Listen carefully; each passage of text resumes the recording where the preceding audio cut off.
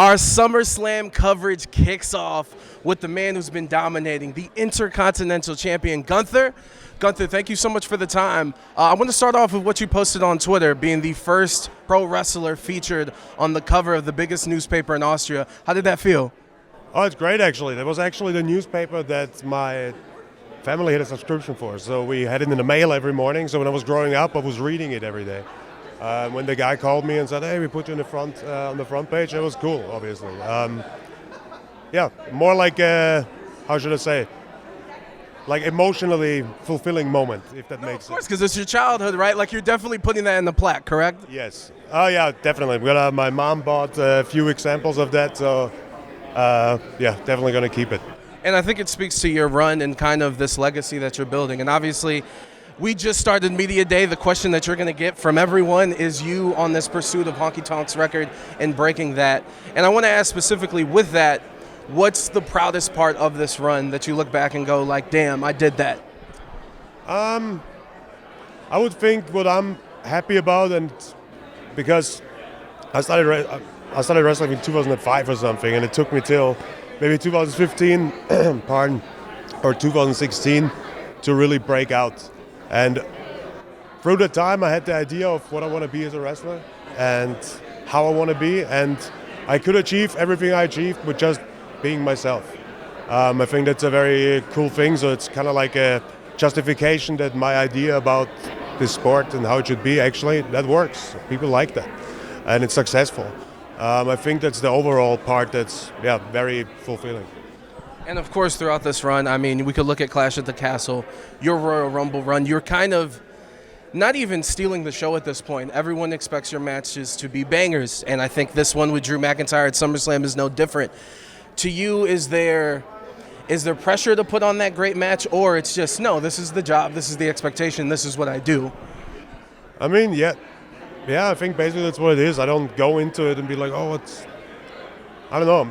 Try to be confident about myself, because if I go out there and be like, I hope they like it and I hope they don't hate it, and that's none of my concern. I go out there and do what's best for the match and what I need to do to be successful.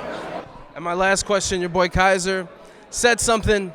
He said no American will ever hold this Intercontinental belt, this title. Do you agree with that? From how it looks at the moment, doesn't look good for the Americans to get that again. Neither is the World Cup team, but we'll talk about that later. Gunther, thank you so much for the time.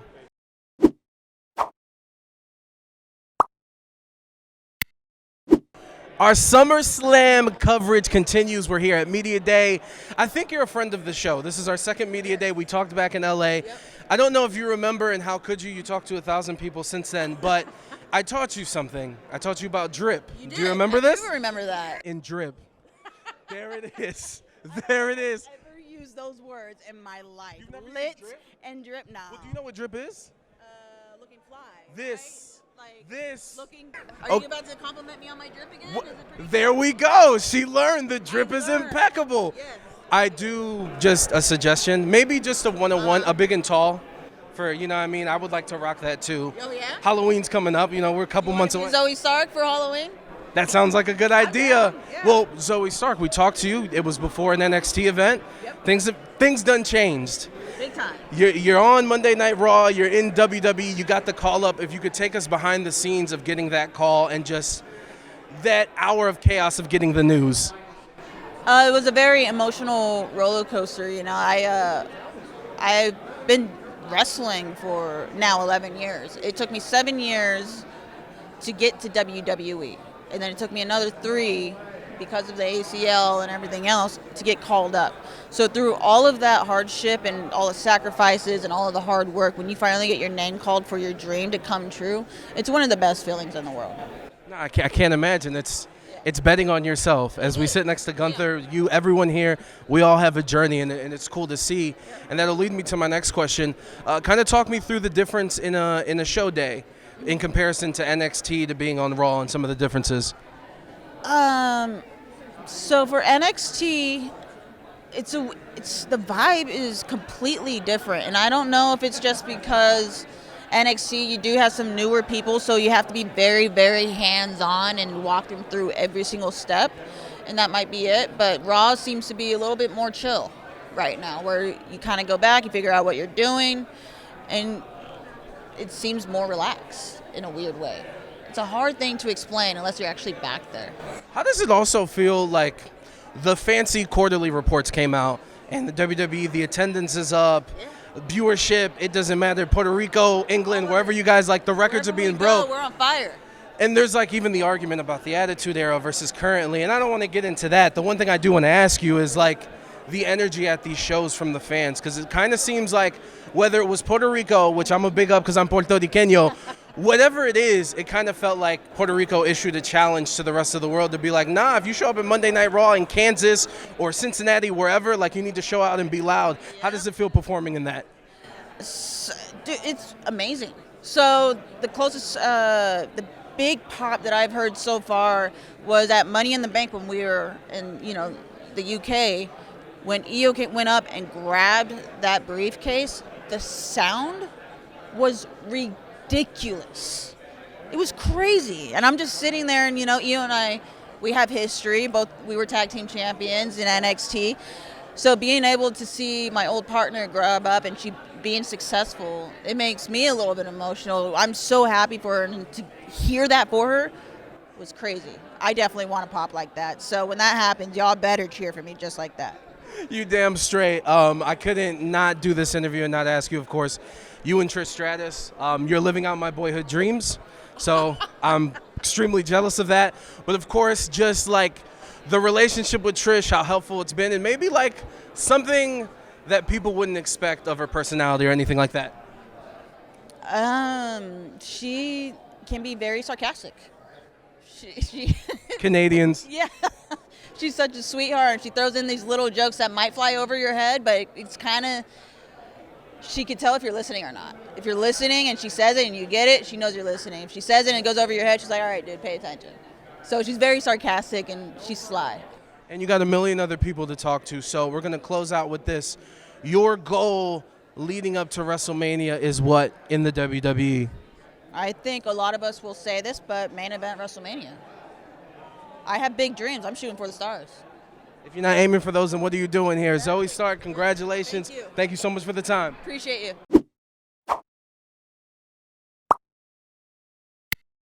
Our SummerSlam coverage continues with Baron Corbin. Baron, how are you, my friend? Life is good. Here in Detroit, hanging out, SummerSlam week. There it is. Look, I want you to know, so this radio show airs primarily, we're in Las Vegas. Okay. We're in Oakland.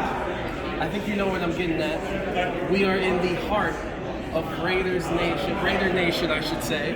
And you're kind of the rival over here, but you've also kind of dominated the Raiders, let's be honest. Yeah. So I'm going to just give you 2 minutes. You want to kind of promo on Raiders fans or just talk your stuff about the Chiefs? No, I don't want to talk this stuff on the Raiders fans because you guys have it hard enough. Your team is not good. They haven't been good in a long time. They're not going to be good this year. You're spending a lot of money on players that are just not going to get it done. You tried to run to Vegas and it didn't help you. You didn't win any more games there. Kansas City for life, Chiefs, number one quarterback in the entire universe. Maybe the greatest of all time. He set some records. Travis Kelce, obviously one of the greatest tight ends of all time. Our offensive line is all money. Our running back, young, 6th-round draft pick, is one of people who are like they're not even standing there. I could go on and on and on. Spends on NFL listen, right now. I also played in Oakland against the Raiders, and they're some of the most despicable fans because they were throwing stuff at me. They are all they threw stuff at the bus when we pulled in when I was playing for the Cardinals. And when they come to Kansas City, they're not welcoming. I've seen plenty of fights between the Chiefs and Raiders fans out in the parking lot. The Raiders fans always get beat up. Yeah, I mean that happens. I don't blame them on that. That dude was running in front of us, leaving the field. I took his side. It may not have been the right side to take, but I took it because I would have done the same thing. If you're on the tracks when the train's coming, you're getting run over. So, but no, go Chiefs. That, Mel Kiper Jr., Sean McVay, all you guys need to be careful. My man's over here killing it. And I do want to ask you with the NFL stuff. Like, obviously, we just had the tryouts here at Some City in Detroit, and this new era of NIL, which has a lot of college athletes, which has a lot of college football players. What advice would you give to some of those football players of transitioning into the wrestling sports entertainment world? No, I think it's awesome because that's what I can transition from college football, NFL, to the years. But I am passionate for this. never watched it. I didn't get older, but I grew up being around wrestling.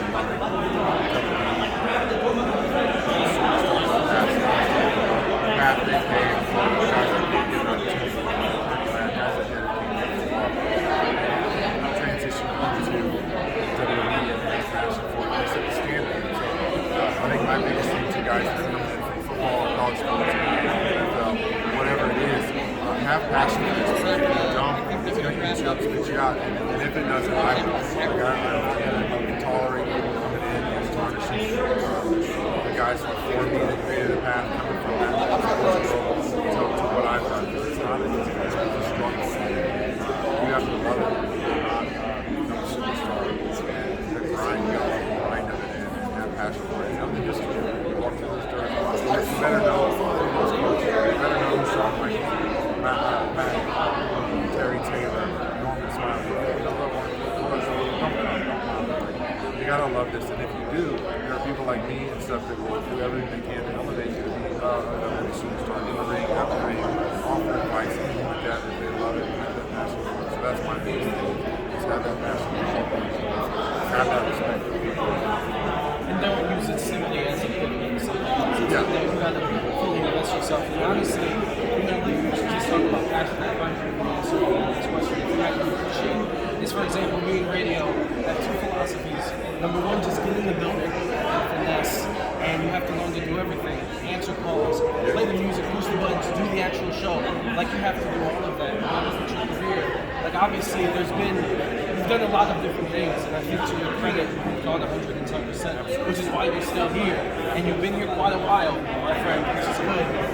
Talk to me about having that flexibility to be able to pivot and do basically like a new guy. Yeah, for sure. And look, not everybody wants to be in that role. Golf has been saddled down role, Miz has, career guys. You can put us in with anyone, and we can get a reaction from the crowd. We can elevate guys, we can help guys. We are kind of those guys that will always be there and be around. I've been able to be that myself. Some are good, some are bad. Very, very honest and very open. I have no idea with my career. I think that's one of the things that allowed me to take a character like Corbin and get it over. I think it's one of the King, the reactions the King is getting constantly. They had me get everything on the TV for 6 years. I'm putting everything into it. And if you have an ego, you can't do that. How many people wear a dusty-ass white shirt, their hair looks terrible, the beard is awful, they go out in front of millions of people, and they can have this sad, pathetic thing about it. Some of these guys are coming from other sports, and then, I'm a national champion wrestler, I don't care, this is entertainment, you're coming here, you're going to play a character here, whatever it is, you're not the toughest guy in the world, you are characters in the show. Set that ego aside, whatever they give it, you can find them here, or at least make it possible. Some things I've done is great, some things I've done is not. Very self-aware, and that's the biggest thing. People believe in those things and have that passion. They're not motivated. It shows through. 100% now we're on to where now there's a free agency period. Let's say NXT, of course, Great American Bash last weekend. Talk to me about being around those guys, HBK kind of running the show, and the kind of change of pace. Yeah, I'll go to change the pace first. Work rate down there. Those guys are incredible shape. They train. I go down there, jump at the fifth training class every once in a while, and he just destroys you. He blows you up, and you're sucking in. And that pace is very fast. It's moving. The way they move, the way they do things is very fast, and it's electric. So that was an adjustment. I would adjust to that. But doing the free agent, I was doing SmackDown, I did a couple of Raws, and I was doing NXT at the same time. When I started in Carmelo, I was still on TV with Cameron Grimes doing SmackDown. So I was doing double duty. Then I got down there and saw him. I was like, "What do you want to make out of this?" He was just not right. I was talking about Terry Taylor. What are you going to get out of this? I said, "I would really love to stay here. Let's completely redo my character. Let me tell you what I feel." And I sat there for an hour and talked to those guys. And Sean was like, "Let me talk to Hunter." He talked to Hunter. Hunter believes in me. Hunter is an amazing, amazing person. His mind for this business, honestly. So